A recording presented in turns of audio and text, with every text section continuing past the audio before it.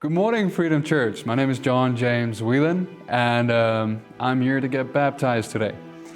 I'm originally from South Africa, and I moved out here to the US a couple years ago. And a good buddy of mine, Don Smith, introduced me to Freedom Church. I'm going to be in the waters today, and of course, do the symbol of baptism as giving my life over to Christ in person, in front of people, and in a community and church. As someone who has turned around from suicide, someone who has been at death's door, someone who has been consumed by addiction, by anger, lust, fear, anxiety, this moment right here is what solidifies that nothing like that matters anymore. Nothing like that can come close anymore. Going through the waters, you're washed clean and given new life through Jesus Christ.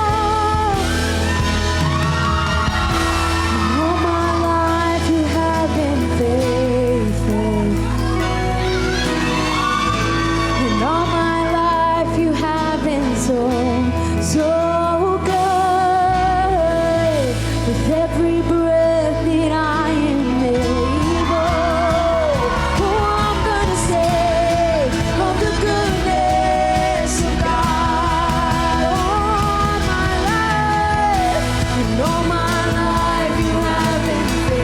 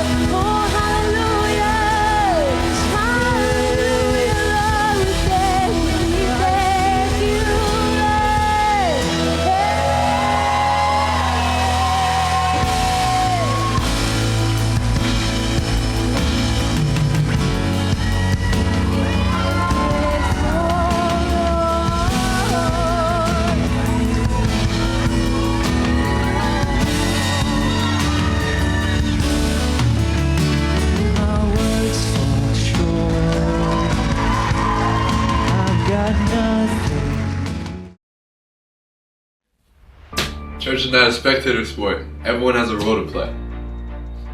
You serve, you don't just attend, you belong. Some of us build, some of us teach, greet, and lead. What happens behind the scenes changes lives behind the seats.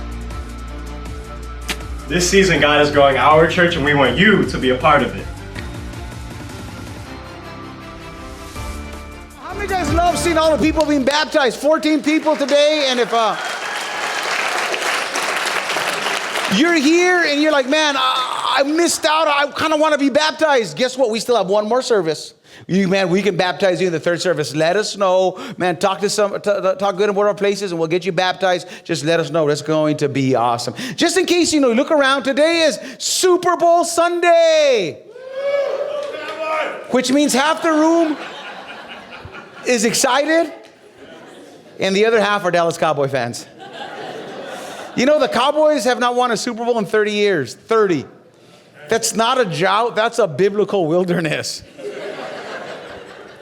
Moses wandered for 40 years. We're almost beyond Moses here. There are kids who think Dallas Cowboys Super Bowl wins are just stories like Bigfoot and Blockbuster. They've never seen it.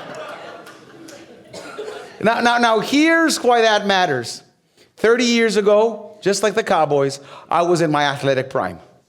I weighed 130 pounds of mean, lean fighting machine. I know that's about as believable as a Dallas Cowboys Super Bowl, but it really happened. This is way before I discovered Texas barbecue and Torchy's tacos, before my metabolism went on an early retirement. Back then, I was a high school wrestler, and our wrestling team was stacked. Man, we were the defending 4-time district champions, and it was the first district match of the year. Our best wrestler, Sean Abrams, who is the 3-time defending state champion at 130 pounds, came down with the flu.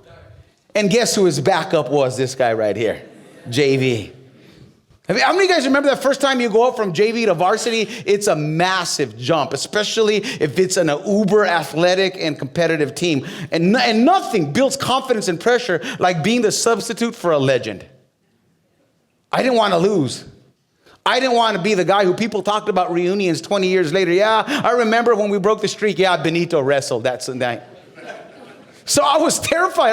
I was scared. I was nervous. Like my hands were ice cold. I had cotton mouth. My heart was beating so fast, my Fitbit would have called 911. When the match started, it was rough. I got dominated. I spent so much time on my back, I could count every light on the gym. Like, I'm pretty sure I made eye contact with God, and he told me, Benito, you should have stayed in JV. It was brutal.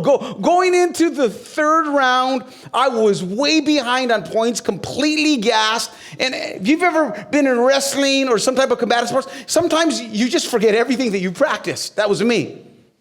Then Coach McKerney locked eyes with me and he said, Benito, get it together.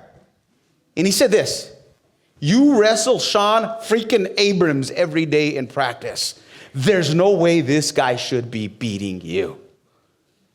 Something shifted. I thought, yeah, if I can survive wrestling Sean Abrams, the 3-time state champion, how's this fool holding me down? Third round started. I remember you guys, how many wrestling guys do we have in wrestling, right? So I'm coming up right here, third round, bottom position. Blows, hand control, turned around. Man, did a 6 single leg, took him down. God, and break him down. And right there, he's like, cross-face cradle. I just squeezed his stomach with my bulging biceps at the time. I picked up his ankle, and I just went, pow! Cross-face cradled him. Brought him down. He went down like a sack of potatoes. I pinned him, and it was my first of many varsity wins. Just saying.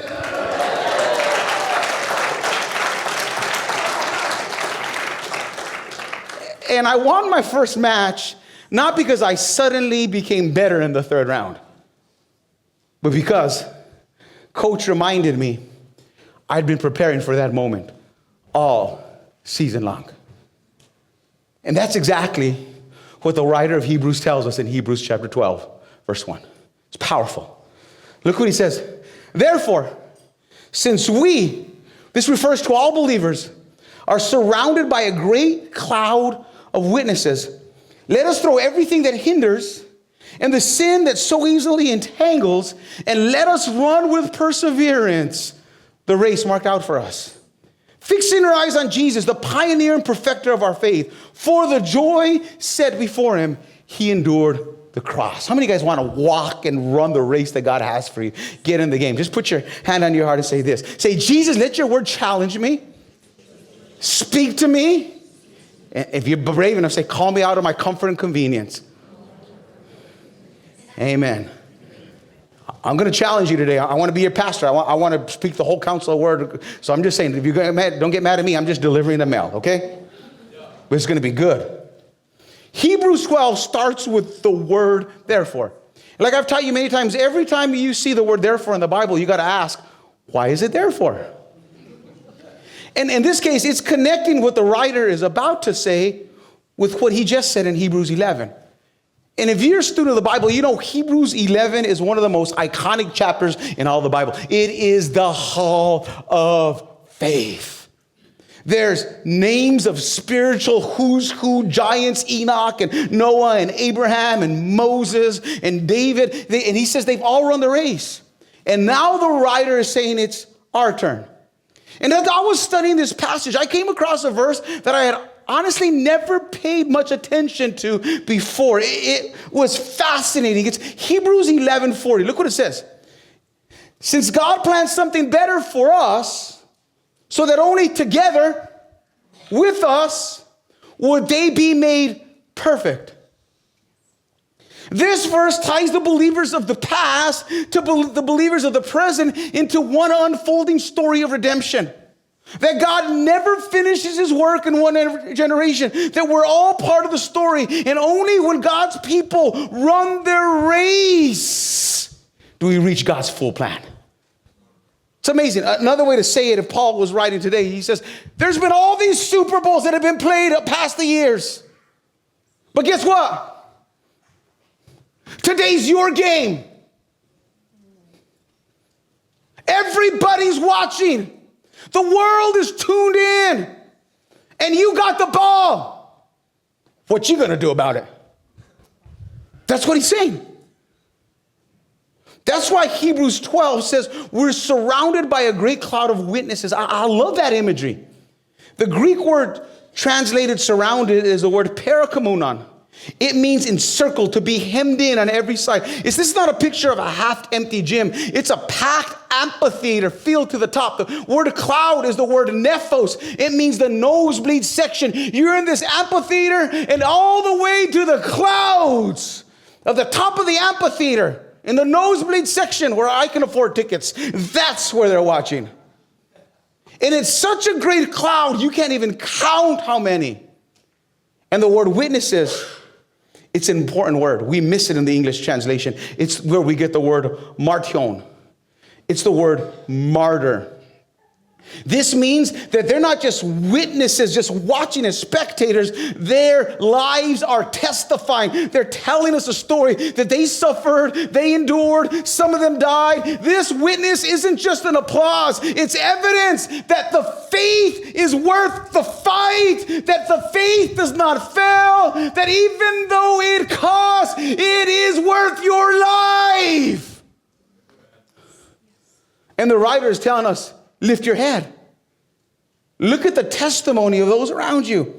If they can run, you can run. If they endured, you can endure. This is a statement about perspective. It's like when I was wrestling and I locked eyes with my coach, and right by my coach, I saw Sean Abrams by him. And I was reminded, if I can survive wrestling that animal every week, I can beat this guy in front of me. That's exactly what Hebrews is doing for us. You might feel alone. You might feel like you're the only Christian in your family.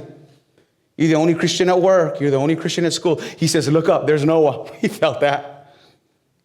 You might feel scared about the future. You might be stepping into the unknown. You might feel like life has passed you by and you feel like God's calling you to do something you've never done before. He says, look up, there's Abraham. You might feel like everything's falling apart, like nothing makes sense, like where are you, God? He says, look up, there's Job. That's why the writer gives us the first command. If we are going to experience, if we're going to be everything that God wants us to be, we need to lift our head. Since we are surrounded by such a great cloud of witnesses. This picture isn't a half-empty gym on a Tuesday night at Round Rock High School. No, this is an Olympic theater packed to the gills, all the way to the clouds, and they're watching. They've run their race, and Abraham's there. Moses is there. David is there. Isaiah is there. The apostles are there. Polycarp, a disciple of John, he's there. You know, Polycarp, right after the apostles, was brought into a Roman arena, and they told him, just say Caesar's Lord and you can go home to your family. He said, for 86 years old, I've served Christ. He has done me no wrong. How can I die? How can I deny my king? And they burned him alive. And throughout history, there was a man by the name of William Tyndale. He gave his life work to translate the Bible into English, to get it to everybody. He was strangled and burned alive. There's more modern missionaries like Jim Elliot, who was killed on the mission field, reaching unreached people who had never been communicated to. They killed him, and his life saying was this: he is no fool who gives what he cannot keep to gain what he cannot lose. So when the writer of Hebrews says, lift your head, he's saying, stop measuring your life by the pain that you feel in the moment. Stop looking at social media and the culture that you have. Stop looking at the failure and the fatigue that you're facing. Look up. You're part of something bigger.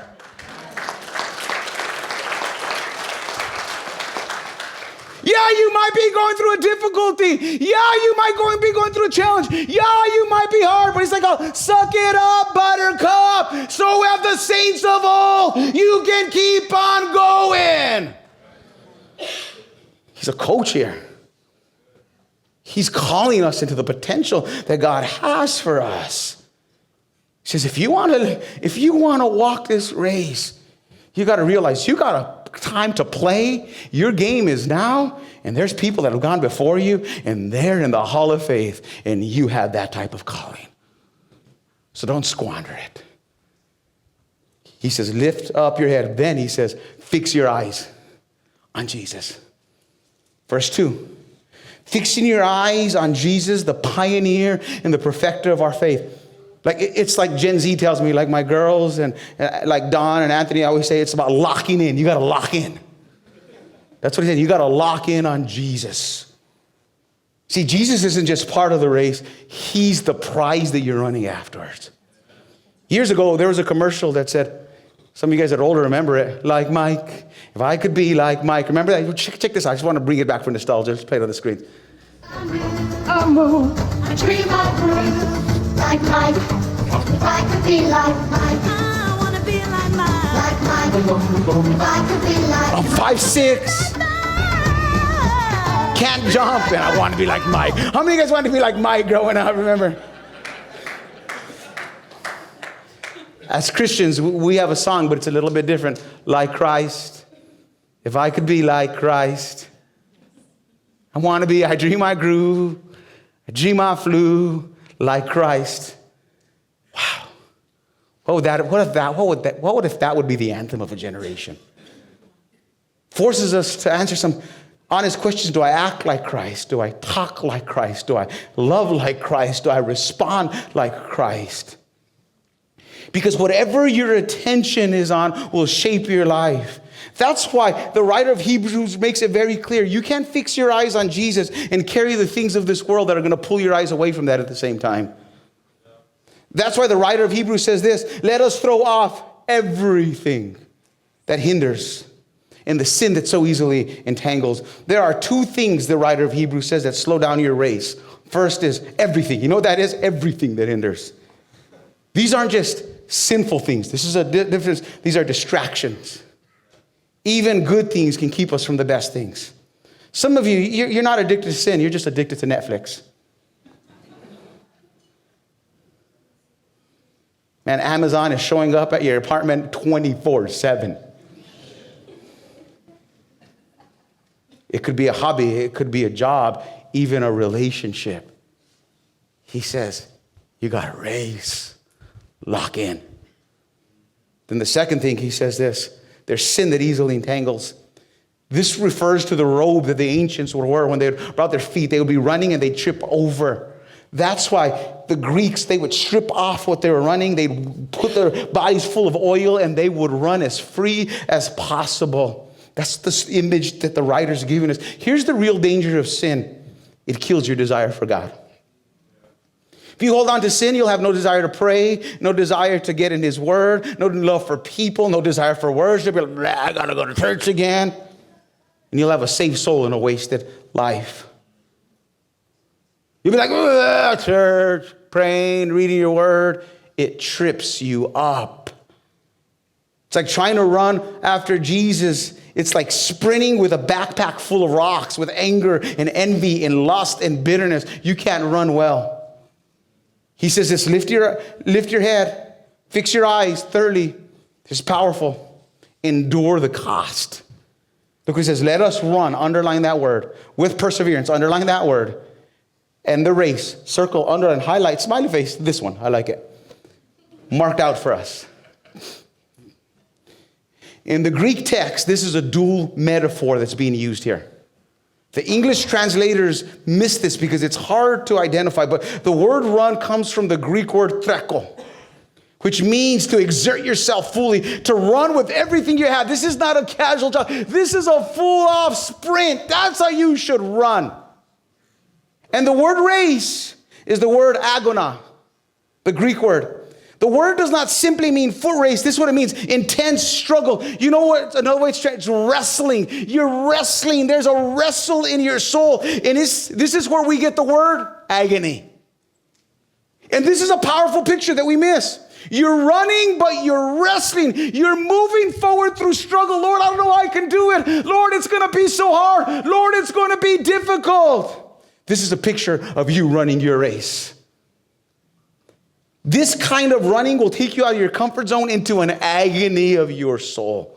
Let me be real with you. Very few people choose this type of race. We want ease. We want comfort. We want convenience. Like, man, I want it easy.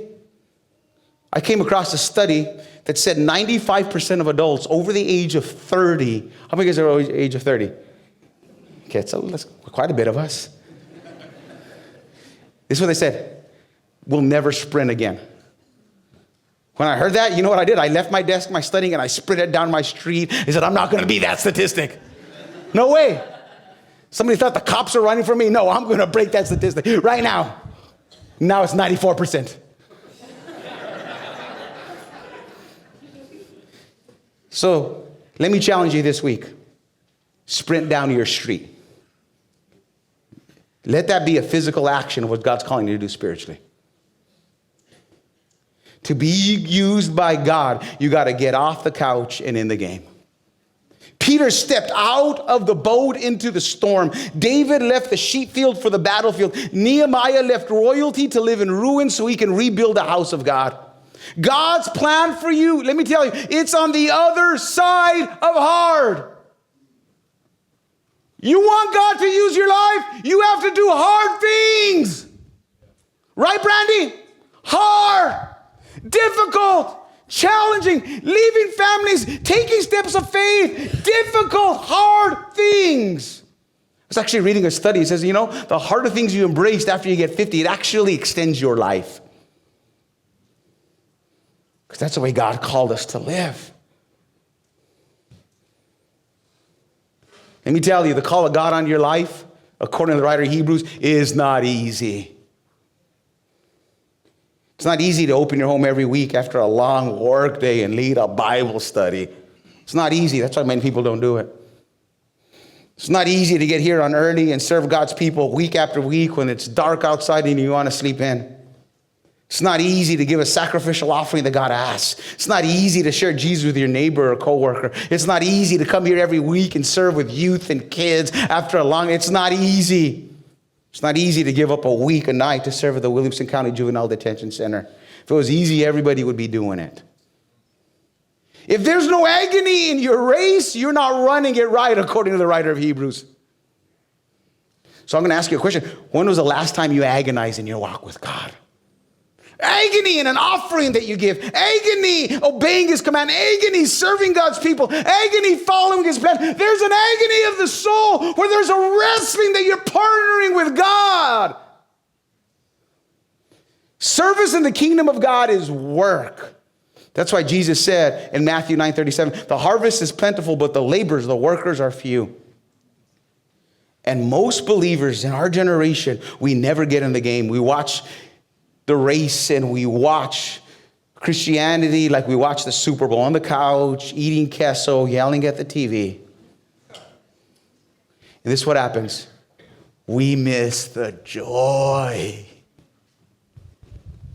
of serving Christ. Joy. Look what 12 verse 2 says. For the joy set before him, this is speaking of Jesus, he endured. He stayed when it was difficult, it was challenging. He endured the cross. There is so much joy in taking your place in God's plan for redemption, right? How much joy is there when that girl that is broken and been abused comes to Jesus? There's so much joy when somebody is baptized. There's so much joy when a church is planted. There's so much joy when somebody comes to Christ. But you got to endure to get there. Praying, fasting, involving, teaching. Joy.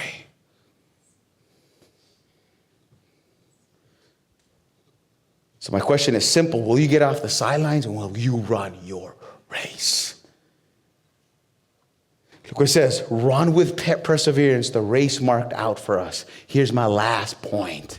Simple, run your race. Verse 2 says the race is marked out for us. Every commentator and scholar says this implies to a personally marked course from God.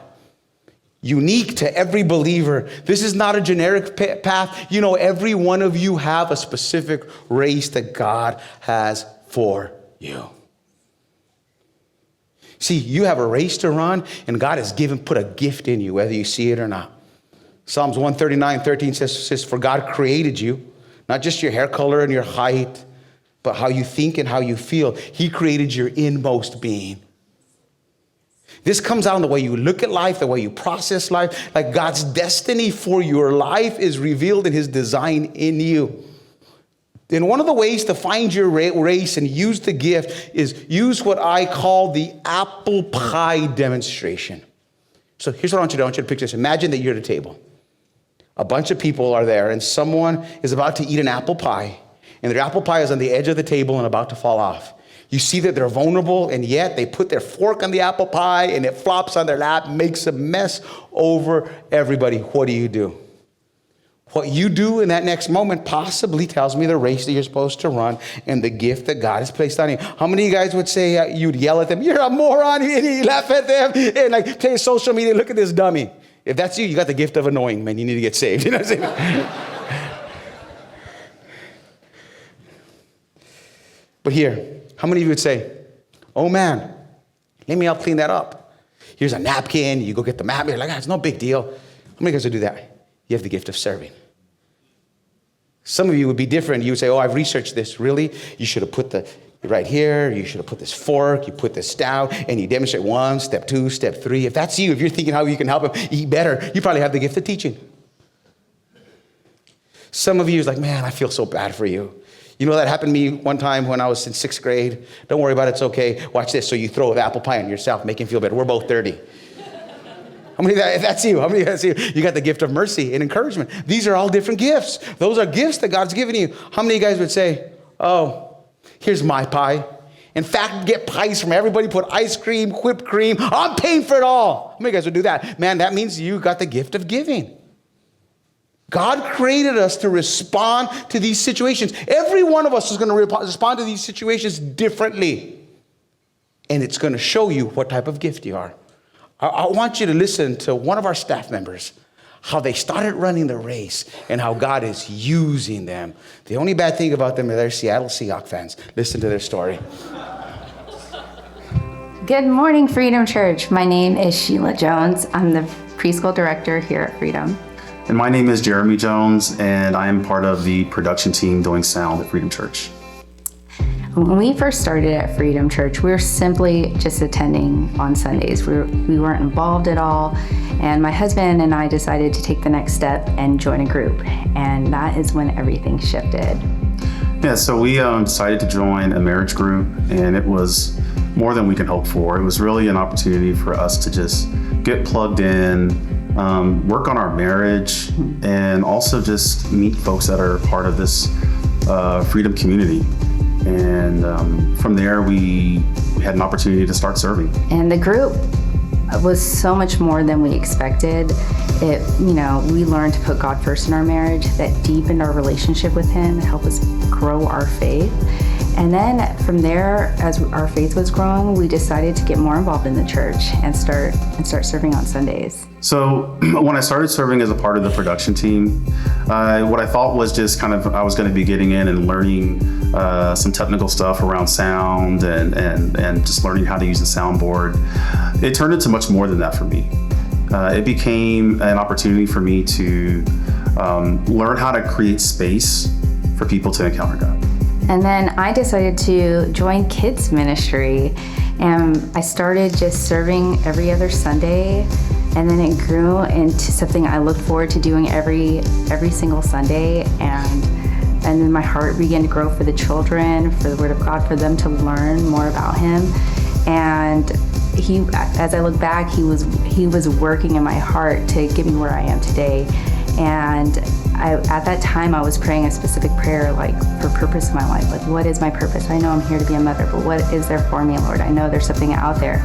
And in God's perfect timing, there was a position that opened up here at Freedom Church as a preschool director, and I said yes. One of the things that is a core value of Freedom Church is that, every person matters to God. And in order to reach people, we need to be a part of the community and in the community, serving in the community. And so we've had an opportunity to be a part of, cleanup for the community. We've been able to serve as a part of Round Rock Serve Center. We've been able to serve even as a part of our small groups. And it's crazy to look back at us just being visitors, just attending on Sundays, then to leading a group, then to leading a ministry, then to doing other groups. And it's just a reminder that God can use anybody for His kingdom purposes. And honestly, if you would have told me at our first group that we would be leading a group, I would have laughed and I probably wouldn't have came. But here we are today. Yeah, absolutely. And so if you're thinking about serving, if you're thinking about being part of a group, it's an opportunity to just grow and be able to stretch yourself. And remember that, God uses us not necessarily when we're comfortable, He uses us when we're uncomfortable. So, sometimes you have to spend time, thinking about how you can be used, and it can be scary. And so know that, even in that uncomfortable space, God is with you and that you can trust Him for you to be able to use your gifts. One thing I'm continuing to learn is that God can use anybody to build His kingdom. You just have to be willing to say yes, and you have to be willing to do something different, have to be willing to be open to doing something that you've never done before. And you may think you're doing something small, but it's a bigger picture for God. And that God is so faithful, and He can use every single one of our yeses. Wow. Now Sheila's shaping the theology and the worldview of an entire generation. As your pastor, I want to get you prepared to live for Jesus in this world, but also I want to let you know about the world to come.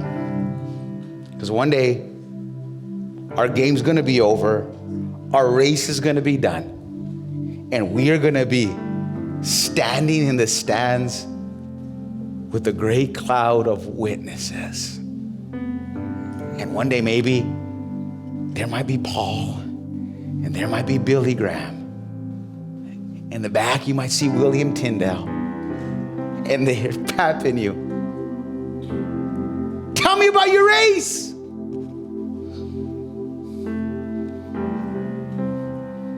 And at that moment, why don't you be ready? That you followed God. So I want to close by sharing this thought with you. The church I grew up in, Izzy and I grew up in this church. We had church on Sunday nights. It was a little more casual. They'd have a song service. And then the pastor would pass the mic before the sermon and people would testify. And let me tell you, you never knew what you were going to hear when people started testifying. How many of you guys remember that? Some things got crazy. That's why we do testimony videos today. That's why we do testimony videos. But I have a vision of passing the mic at Freedom Church, but it would take forever. But I can picture Jeremy Jones and Alice going back there and says, you know, I have the gift of technology and details, and I'm a follower of Jesus Christ. And you never see me because I'm in the back there. But I'll tell you, if it wasn't for me right now, you wouldn't see the words that are coming in. You wouldn't see the verses. You wouldn't see the videos. And when Pastor B preaches, you got to realize he's not preaching alone. Somebody has those graphics. Somebody's putting those verses. But I'm just a part as the message going out as he is. And I'm just running my race. Then Jeremy, he hands the mic to my boy Henry in the back and says, you know what, my name's Henry. God's done in my life, a lot in my life. I used to be a Mormon. Now I'm a follower of Jesus Christ. I found the truth and I have the gift of encouragement. I got joy in my heart. And with that gift, I serve people. I greet people. I want people to have a good experience. You got to realize I found Christ. I came here at the lowest moment. I remember Henry, I prayed to accept Christ right here. I still remember that Sunday. And now I got joy and peace in my life. And I want everybody that comes in here, I want everybody to know the God I found. And every time I get up here and I'm just running my race. Then he hands it to my boy Don. He says, I'm a follower of Jesus Christ and I don't care what people say. I just care what God says. And I got the gift of evangelism in my life along with a joy. I want people to get to know Jesus so bad. I talk to them at the gym. I talk to them at work. I talk to them everywhere. I just want to talk. Man, I brought my friend John here. And I get so happy when people are being baptized. It refires my soul. I'll do anything to see that happen. And you know what? I'm just running my race. Then he gets it and he gives it to my girl Livy right here and says, you know what? I have the gift of administration and I just love the next generation. Man, he's done so much in my life. I see so much potential in them. I serve in young adults and I pray for them. My heart breaks for them. I see the decisions they're making. I know it's such a crucial time. I'll plan events for them. I'll plan activities for them. I'll do a lot of things behind the scenes. You don't see everything that I do, but man, my prayers and my heart is with them. And I'm just running my race. Then she hands it to Aaron. Says, you might not know me, but I'm really, really smart. I develop systems and structures. I'm a risk lawyer. And God has created my brain to think in ways that normal people don't think. And I just love getting with the team and strategizing and creating systems and looking at things and looking at details and making sure we're being effective. And I get so happy when we run efficiently and I am just running my race. And then he gets the microphone and he passes it to my man Doug back there and says, man, my name is Doug and I just love people. I see a need and I like to meet it. I like to give at the Round Rock Serving Center. I like to give everywhere I get a chance. Man, when kids need to go to camp, I want them to go. I got the gift of giving and God has blessed me and I want kids to experience Jesus. I want broken people to experience Jesus and I am here and God's given me this ability and I'm just running my race. Then he gets it and he passes it to my boy, Anthony and Avea, and he says, you know what? I just love the next generation. I love students. I see how broken they are. I remember how I was when I was a kid. And I want them to know Jesus. I pray for them. I love them. I love hanging out with them. I love being a youth leader. And I'm so happy I get a chance to do that. And we're just running our race. And my prayer, Freedom Church, my prayer is this, that we run the race that God has for us in this moment, in this time, in this season, that we run it. See, that's why we're not just building a new building.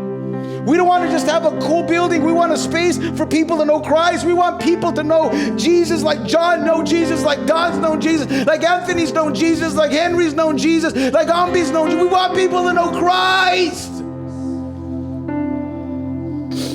And God's calling us to be a city on hill, a church where people can find freedom and happiness and joy.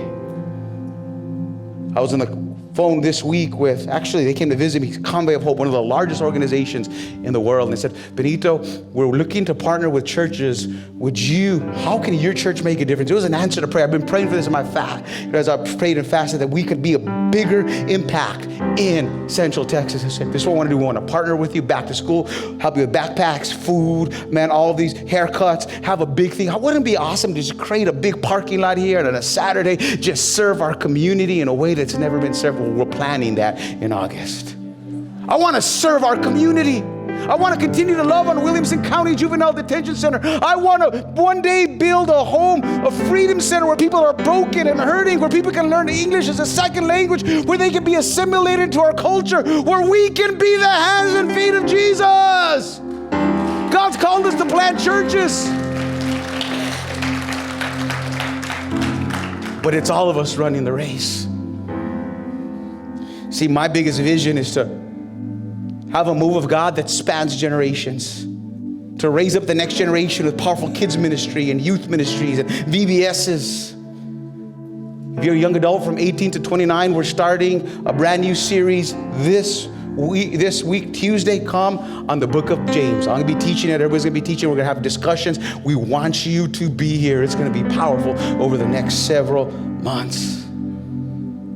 It's my vision in the very near future to start a school of ministry where God begins to train the next generation of pastors and church planters and leaders. We're going to need to plant churches in Round Rock, man, in Hutto, in downtown Austin, in Gerald. God wants, man, how many of you guys know Central Texas is growing and we need churches and God is calling people? I think about my boy Don who preached his first sermon literally 2 weeks ago. Anthony, that God is calling. I think of my boy Brian who feels a call to missions. These men need a place, and we want to find a Bible college so we can train them here at Freedom Church.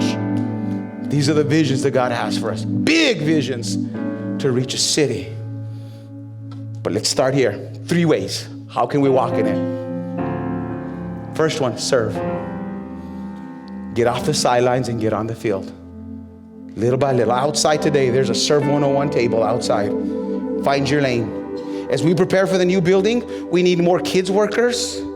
We need more greeters. We need about 18 more greeters. One of the things here at Freedom Church, I want to be an over-friendly church. I don't want to just be a big church where you come in. I want to be a place where people feel loved and connected and cared for, that we talk to them. I'd rather be the over-friendly, obnoxious church than the church where somebody walks in and leaves. So let's be that person. Let's join the greeter team. We need about 18 brand new greeters to love and care for people. As people are coming, this is what's happening. People are coming in and they're trying Jesus and they haven't been to church and they're wondering if people love them. And there's nothing better than a smiling face to greet them, to pray for them, to guide them, to build relationships with them. That's how we become the church. We need people saying, I'm all in. We need more people serving at Wilco. Find a place to serve. Serve 101. Here's the second thing to do. Give. Man, I'm so proud of you all. Your generosity, we've given $1 million to the new build. Isn't that amazing? We've pledged $1.5 million. But here's the thing, we need $1.8 million. The building's gonna be done in 2 or 3 months. So that means we need $300,000 in the next 3 months. We need a miracle. And God has done it before. And he'll do it again. This is what I'm asking you to do. If you got the gift of giving, I'm asking you between now and the next 2 or 3 months, man, ask what the Lord wants you to give. You know, if we have 300 people give $1,000, we can do that. Jennifer and I will be the first one to give. Man, if we have 30 people give $10,000, Some of you guys, I know, I believe that God's stirring somebody big. Like, man, the bigger the faith, that place, Lord, I'm going to do the biggest gift that I've ever given. I'm telling you, the agony of the soul is what God's calling us to. And Jennifer and I are going to lead the way. Between now and the next 2 months, we are going to give part of that, the first 1,000 to that 300,000 to get down there. We're believing God for that. And number 3, here's what I want you to do. Pray. Ask God what he wants you to do. Ask him where he wants you to run. Ask him what needs to come off as you run. Ask him to give you courage to run with purpose. Because one day you're going to take your seat among the great cloud of witnesses and you want to run your race. Yeah, I served. I gave. I prayed. I was there. I invited John to church. I saw him baptized, and he invited them, and he invited them. And then, man, we saw church move. We saw movement come. We saw God do amazing things. I want everybody bow your head and close your eyes. Ask the Lord, Lord, what race do you want me to run? Ask him. Ask him. Ask him if there's convenience and comfort, or ask him, there's got to be a little bit more agony. For some of you, I just feel that. He's saying, man, you're taking it too easy. You're jogging. There's 2 or 3 people in here. He's asking you to sprint.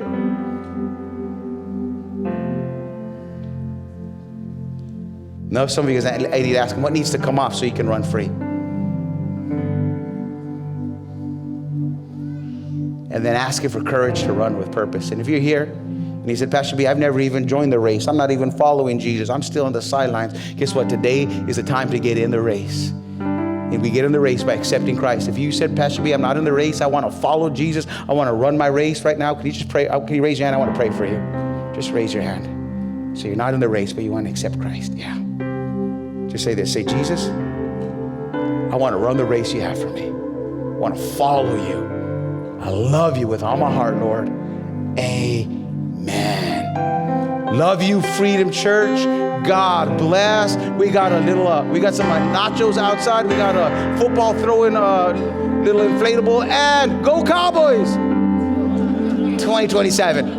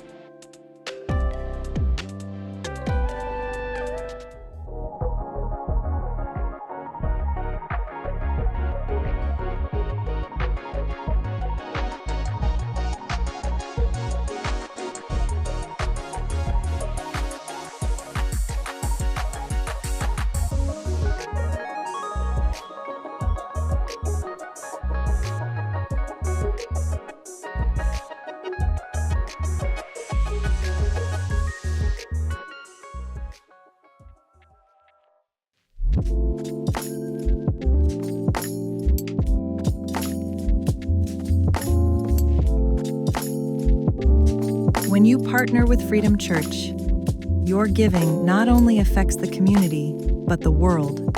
If you call Freedom Church your home and have been blessed by this live stream, we want to encourage you to sow into our family. There's a couple ways that you can give here at Freedom Church. You can give online at freedomchurchrr.com. You can text to give to the number on the screen. You can give on the Church Center app, or you can mail a check to the address on the screen.